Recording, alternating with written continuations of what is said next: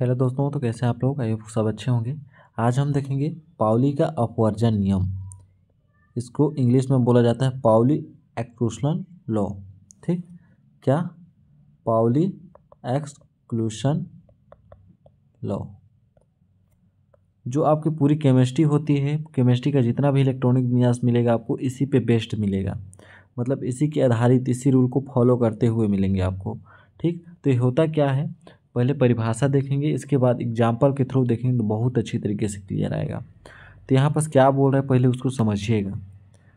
किसी परमाणु में, मतलब कोई सा भी परमाणु ले सकते हैं, किसी परमाणु में किन्हीं दो इलेक्ट्रॉन, क्या बोल रहा है, किन्हीं दो इलेक्ट्रॉन, आप उस ऑर्बिटल में जितने भी इलेक्ट्रॉन होंगे, सपोज कीजिए यहाँ पर ऐसे इलेक्ट्रॉन दिए हुए हैं, किन्हीं दो इलेक्ट्रॉन की बात करते हैं हम, सपोज कीजिए इस इलेक्ट्रॉन की बात कर रहे हैं या इन दोनों की बात कर रहे हैं, तो किन्हीं दो इलेक्ट्रॉन की चारों क्वांटम संख्या कभी समान नहीं होती। इसका मतलब समझ में आया? आपके क्वांटम संख्या कितने प्रकार के होते हैं? 4 प्रकार के। कौन कौन से? एक एन होता है जिसको मुख्य क्वांटम संख्या बोलते हैं, मुख्य क्वांटम संख्या जिसको इंग्लिश में प्रिंसिपल क्वांटम नंबर बोलते हैं, एन हो गया। एल होता है जब आपका एजीमुथल होता है, एजीमुथल जिसको हम द्विगंशी क्वांटम संख्या बोलते हैं। इसको मैं बता रहा हूँ, उसको नोट कीजिएगा। ठीक, लिखने में टाइम ज़्यादा ले लेता है, तो इसको क्या बोलते हैं? एजीमुथल। इसके बाद दूसरा होता है आपका एम, जिसको हम मैग्नेटिक क्वांटम संख्या बोलते हैं, मैग्नेटिक, जिसको चुंबकीय क्वांटम संख्या बोला जाता है, मैग्नेटिक हो गया। इसके बाद एक एस होता है जिसको स्पिन क्वांटम संख्या, जिसको चक्रण क्वांटम संख्या बोला जाता है। 4 प्रकार की क्वांटम संख्या आपके आगे।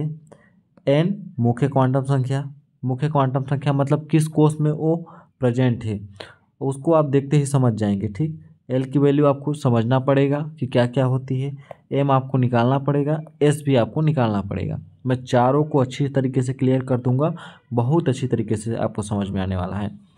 इसके बाद 4 प्रकार की क्वांटम संख्या हम समझ गए। तो सपोज कीजिए यहाँ पर जैसे 3p6 दिया हुआ है, क्या दिया हुआ है? 3p6। तो यहाँ पर आप समझिए कि कौन सा ऑर्बिटल है, कौन सा उपकोष है। तो यहाँ पर मुख्य उपकोष जो एन होता है आपका, मुख्य उपकोष प्रिंसिपल क्वांटम नंबर, जो आपके जैसे 3d हो गया, 4d हो गया, जो सामने जो नंबर दिया रहता है आपका 3, 4, 5, जो भी नंबर दिया रहेगा, 2s में 2 नंबर दिया है, वो आपका क्या होता है? मुख्य क्वांटम संख्या, जिसको हम यहाँ पर यदि हम 3 के लिए निकाल रहे हैं तो मुख्य क्वांटम संख्या आपका 3 आ गया। इतना समझ में आया? इसके बाद दूसरा क्वांटम संख्या क्या होता है? एल, जिसको द्विगंशी क्वांटम संख्या बोलते हैं। तो एल आपका क्या होता है? इसके लिए आप सेकेंड नंबर को देखिए, यहाँ पर सेकेंड नंबर पी है, इसमें एस है, इसमें डी है, इसमें आपका डी है। तो सेकेंड आपका क्या है? पी है। इसके लिए बात करें तो आपको पता होगा एल की वैल्यू क्या क्या होती है, एस पी डी एफ। आपके 4 ही ब्लॉक होते हैं और 4 ही पूरे प्रेडिक्ट टेबल में 4 ही इलेक्ट्रॉनिक विन्यास आपको देखने को मिलेंगे। एस में इलेक्ट्रॉन भरा मिलेगा आपको, पी में भरा मिलेगा, डी में भरा मिलेगा, एफ में भरा मिलेगा। मतलब 4 ही में पूरा प्रेडिक्ट टेबल समाया हुआ है। तो एस के लिए एल की जो वैल्यू होती है 0 होती है, पी के लिए 1 होता है, डी के लिए 2 होता है और एफ के लिए 3 होता है। इतना समझ में आ गया? ठीक, इतना चलिए क्लियर हो गया। इसके बाद यहाँ पर पी और पी कक्षक तो दिया हुआ है, तो आपको पता होगा पी में कितने कक्षक बनते हैं? 3 कक्षक बनते हैं, डी में 5 बनते हैं। यहाँ पर इलेक्ट्रॉन कितना दिया हुआ है आपका? 6 इलेक्ट्रॉन। तो इसको फिल कर दीजिए, 1 2 3 4 5 6। आप 2 क्वांटम संख्या निकालिए। मुख्य क्वांटम संख्या आपका जो भी नंबर दिया रहेगा, एल सेकेंड नंबर, पी है तो पी के लिए एल की वैल्यू क्या है? यहाँ पर 1 है, तो इसके लिए 1 आ गया। ठीक, इसके बाद m की वैल्यू हम कैसे निकालते हैं? यदि दोनों तरफ इक्वल हैं, मतलब आप समझ कीजिए यहाँ पर 0 ले लेते हैं, तो इधर जाइएगा, जैसे आप स्केल में ही देखे होंगे, ये आपका स्केल है, किसी भी स्केल में देखिएगा तो बीच में 0 रहता है। एक तरफ आपका प्लस की ओर बढ़ता है, +2, ऐसे नंबरिंग जो होता है आपका +3, बढ़ता है। अब एक तरफ क्या बढ़ता है, -1 -2 -3। तो आप इधर क्या कर देंगे, इधर -1 लिख ले देंगे, इधर +1। इसके बाद यदि यहाँ पर आप d ऑर्बिटल दिया रहेगा, मतलब यहाँ पर d की बात करेगा इसका, तो d में कितने कक्षक बनते हैं, 5, 1 2 3 4 5। यदि यहाँ पर d 7 दिया है, ठीक, समझिएगा, तो कितने इलेक्ट्रॉन फिल करना है, 7 इलेक्ट्रॉन। तो 1 2 3 4 5 6 7, 7 इलेक्ट्रॉन फिल कर दिए। तो हम यहाँ पर 0 कहाँ पर लिखेंगे, इन दोनों के बीच में। तो यहाँ पर क्या लिखाएगा, 0, इधर जाएंगे तो -1, इधर जाएंगे तो -2, इधर आएंगे तो क्या मिलेगा आपको, +1, इधर +2। इसी प्रकार ऐप में क्या मिलेगा आपको, 3 तक जाएगा आपका, ठीक, बना के देखिएगा। इतना तक समझ में आ गया। तो यहाँ पर आपका m का भी क्वांटम संख्या निकल जाएगा।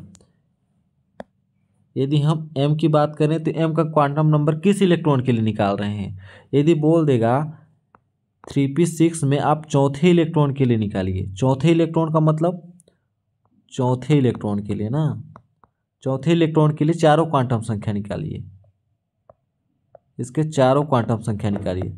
तो आप n निकालिए, l निकालिए, ठीक। अब m की वैल्यू चौथे नंबर की क्वांटम संख्या, चौथे नंबर के इलेक्ट्रॉन के लिए क्या होगी। तो आप देखिएगा यहाँ 6 इलेक्ट्रॉन है, तो इलेक्ट्रॉन फिल करने का आपको जो तरीका है उसको भी पता करना होगा। पहले क्या होता है, इसको हुंड रूल के अकॉर्डिंग ही इलेक्ट्रॉन को भरा जाता है। पहले इसमें इलेक्ट्रॉन भरेगा, इसके बाद इसमें, फिर इसमें। यदि सभी कक्षक में एक एक इलेक्ट्रॉन आ जाते हैं तो जो बचे हुए इलेक्ट्रॉन है उसका पेयरिंग होता है, स्टार्टिंग से फिर भरा जाता है। तो यहाँ पर 6 इलेक्ट्रॉन है तो फिर भरेगा क्या, यहाँ।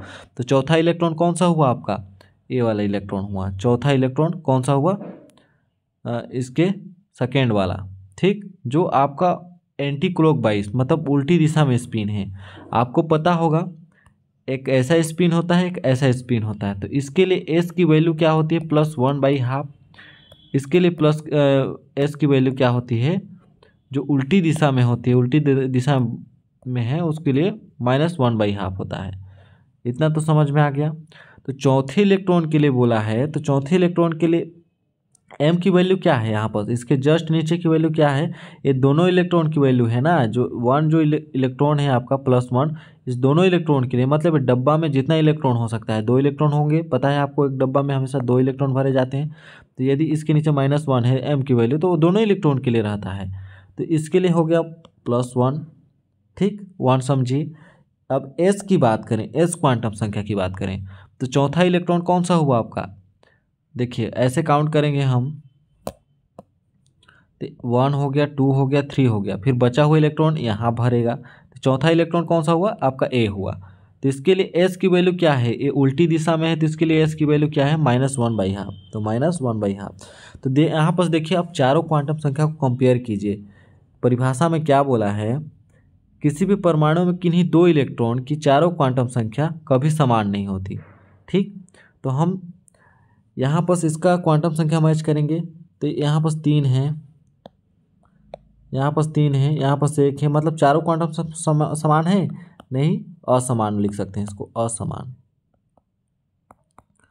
असमान है। इसके बाद चलिए हम तीसरे इलेक्ट्रॉन के लिए, फर्स्ट इलेक्ट्रॉन के लिए क्वांटम संख्या ज्ञात करते हैं। फर्स्ट के लिए ना, पहले इलेक्ट्रॉन के लिए, तो आपको पता होगा पहला इलेक्ट्रॉन कौन सा हुआ, सबसे फर्स्ट में कौन सा फील हुआ, 3d6 के लिए देख रहे हैं ना, नहीं 3p6 के लिए। तो पहला इलेक्ट्रॉन आपका ए हुआ। इसके बाद 6 इलेक्ट्रॉन तो इसमें भरे हुए हैं, भर देते हैं अलग कलर से, 2 3 4 5 6। तो पहला इलेक्ट्रॉन कौन सा हुआ आपका, पहला इलेक्ट्रॉन आपका ए वाला हुआ, ठीक। तो आपको पता है कि n की वैल्यू क्या है, जो भी संख्या दिया है उसको बोलते हैं। तो n की वैल्यू 3 हो गया। p की वैल्यू क्या है, p के लिए हम क्या लिखते हैं, l की वैल्यू, यहाँ पर l हो गया, l होगा ना, कंफ्यूज मत होइएगा, यहाँ पर l होगा। तो l के लिए क्या है आपका 1 होता है। d यदि d कक्षक दिया होता तो 2 होता, उसको एग्जाम्पल भी हम एक देखेंगे अभी। तो इसके लिए l की वैल्यू 1 हो गया। इसके बाद m की वैल्यू, m पता है आपको 0, इधर जाएंगे तो -1, इधर आएंगे तो +1, तो इसके लिए हो गया आपको +1। दोनों इलेक्ट्रॉन के लिए सेम है, ठीक। लेकिन एस की बात करें तो फर्स्ट इलेक्ट्रॉन कौन सा हुआ आपका, सिंगल इलेक्ट्रॉन, फर्स्ट में जो इलेक्ट्रॉन फिल किए वो वाला हुआ। तो इसके लिए देखिए चक्रण कैसे ऐसे है, तो इसके लिए इलेक्ट्रॉन की क्या होती है आपकी, एस की वैल्यू +1/2। तो यहाँ पर क्वांटम संख्या सेम है नहीं, यहाँ असमान लिख सकते हैं।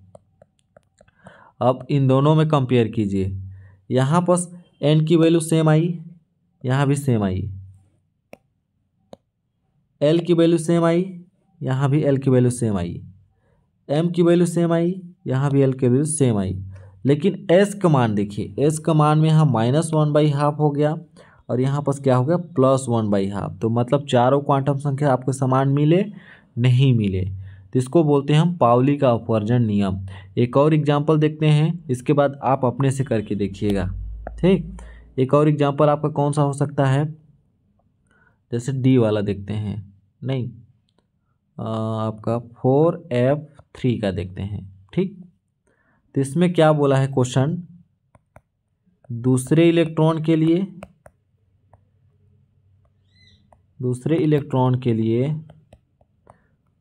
और दूसरा तीसरे इलेक्ट्रॉन के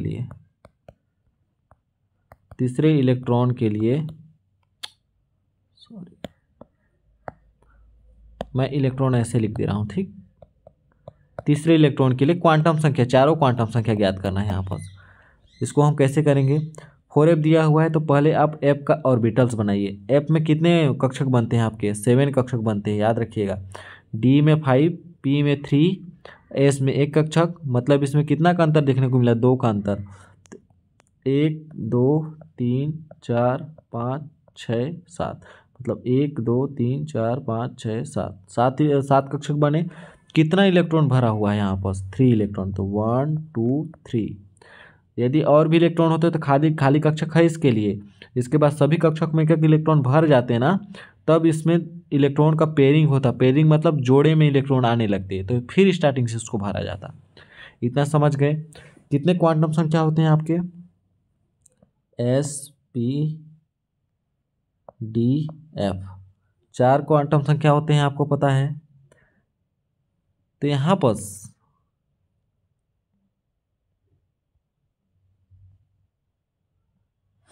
सॉरी, ये तो एफ ब्लॉक का नाम है, आपको कंफ्यूज काहे हो रहे हैं, ये तो आपके ब्लॉक के नाम है, ठीक।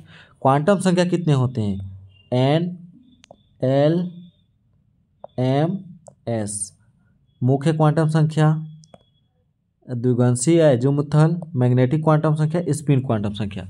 अब यहाँ पर देखिए 3D नहीं 4D3 दिया हुआ है, 4D3 के लिए निकाल रहे हैं ना, तो यहाँ पर क्या है आपका 4D3। तो यहाँ पर n की वैल्यू कितनी होगी आप बताइए, क्या बताया हूँ, उसके सामने जो भी संख्या हो, नंबर हो, वो n की वैल्यू होती है। यहाँ पर हो गया 4। d के लिए क्या है, l का मान, तो s p d f। तो इसके लिए l का मान s के लिए 0 होता है, p के लिए 1 होता है, d के लिए 2 होता है, f के लिए 3 होता है। तो क्या लिए हैं हम यहाँ पर, f लिए हैं ना जी, तो f लिखे ना यहाँ पर, काहे कन्फ्यूज हो रहे हैं, ठीक। f के लिए कितना होता है 3, तो l की वैल्यू कितनी आ गई आपकी, 3 आ गई, इतना पता चला, ठीक।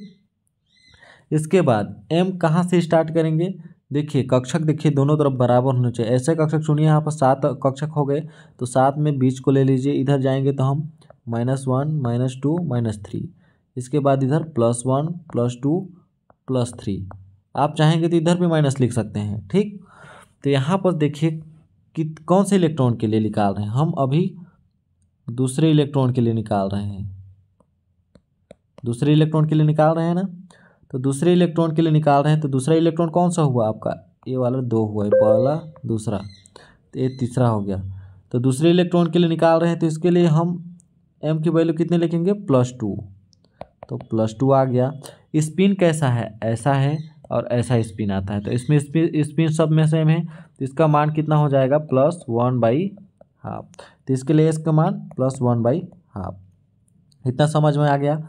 अब हम तीसरे इलेक्ट्रॉन के लिए निकालेंगे, तीसरे इलेक्ट्रॉन के लिए नहीं, क्योंकि क्वेश्चन में तो तीसरे इलेक्ट्रॉन भी बोला गया है।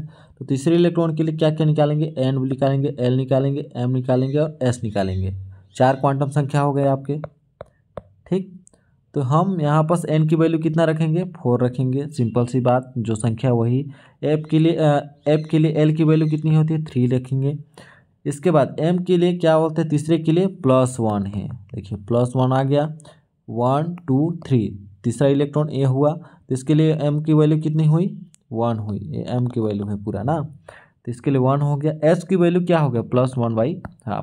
अब यहाँ पास कंपेयर कीजिए, क्या बोला है परिभाषा में, किन्हीं 2 इलेक्ट्रॉन के लिए, तो n की वैल्यू और यहाँ भी सेम आई, यहाँ भी सेम आ गया, यहाँ भी सेम आ गया, यहाँ भी सेम आ गया, यहाँ भी सेम आ गया, लेकिन s का मान आ गया सेम, यहाँ भी s का मान। लेकिन देखिए ये जो m का मान है, मैग्नेटिक क्वांटम संख्या, आपका सेम आया नहीं आया, मतलब किन्हीं 2 इलेक्ट्रॉन की चारों क्वांटम संख्या कभी समान नहीं हो सकती है। क्या होता है आपका, पाउली का अपवर्जन नियम, जिसको पाउली एक्सक्लूशन लॉ कहा जाता है। तो आई होप आपको अच्छे से क्लियर आया होगा। मिलते हैं अगले नेक्स्ट वीडियो में, तब तक के लिए बहुत बहुत धन्यवाद।